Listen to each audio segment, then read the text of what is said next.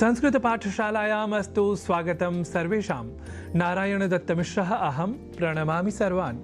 संस्कृत पाठशाला में आप इन दिनों जान ले रहे हैं कुछ वैसे शब्दों के शुद्ध उच्चारण एवं शुद्ध लेखन के बारे में जिन्हें हम अशुद्ध रूप में लिख और बोल जाया करते हैं। साधारण रूप से इसका कारण शब्दों की प्रकृति और प्रत्यय न जानना कहा जा सकता है।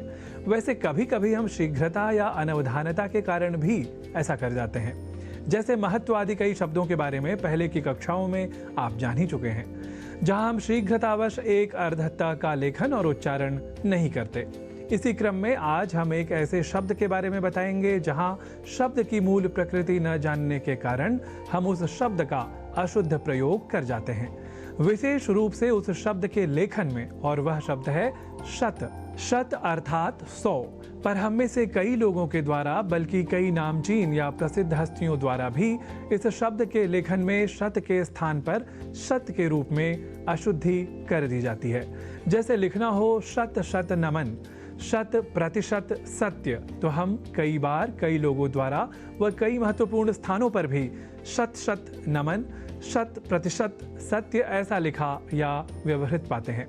तो शत इस शब्द से बने वाक्यों के अभ्यास से हम इस अशुद्धि को स्वयं से दूर रख सकेंगे। इस उद्देश्य के साथ प्रस्तुत हैं कुछ वाक्य।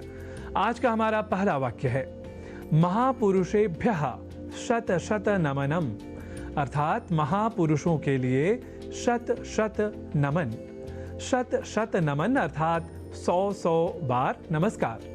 देखिए, संस्कृत में परिपाटी रही है जब शत अर्थात 100 और सहस्र अर्थात 1000 को अनगिनत संख्या या बहुत अधिक का पर्याय समझकर प्रयोग किया जाता है। इसलिए हम शतशः नमः, नमो नमस्तेस्तु सहस्रकृत्वः जैसे प्रयोगों को संस्कृत वाङ्मय में और संस्कृत विज्ञों के बीच भी व्यवहार में प्रयुक्त पाते हैं। तो आप भी कुछ इस तरह संस्कृत वाक्यों का प्रयोग कर सकते हैं। देवाय तस्मै शतशः नमः, इसका अर्थ है उस देव के लिए 100 नमस्कार। शतशः किं वा सहस्रकृत्वः अहम एतस्मिन् विषये उक्तवान्, अर्थात मैंने 100 बार बल्कि हजारों बार इस विषय में कहा। प्रतिशतम शतम सत्यम उक्तवान भवान, अर्थात 100% आपने सच कहा।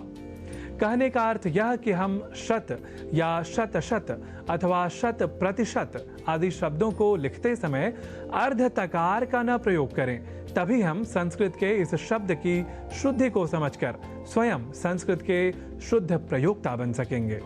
कहने का भावार्थ यह कि शुद्ध प्रयोगों के अर्थात शुद्ध उच्चारण और शुद्ध लेखन के साथ ही हम वैज्ञानिकता और तार्किकता से परिपूर्ण संस्कृत भाषा को अधिक आत्मसात कर सकेंगे और इसी के साथ ही संस्कृत के शब्दों का दूसरी भाषाओं में प्रत्यक्ष प्रयोग होने की दशा में भी स्वयं को सुसंस्कृत रूप में सिद्ध कर सकेंगे।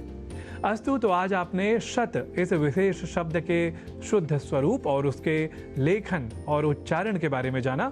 विशेष रूप से कुछ वाक्यों के प्रयोगों द्वारा भी आपने आज के शब्द का शुद्ध लेखन और उच्चारण आत्मसात कर लिया है। इसी विश्वास के साथ आज की संस्कृत की पाठशाला में एतावदेव। अग्रिम कक्षार्थं प्रतीक्षा विधेया भवद्भिः सर्वैः इति विज्ञापयन् नौमि अहं सर्वान्।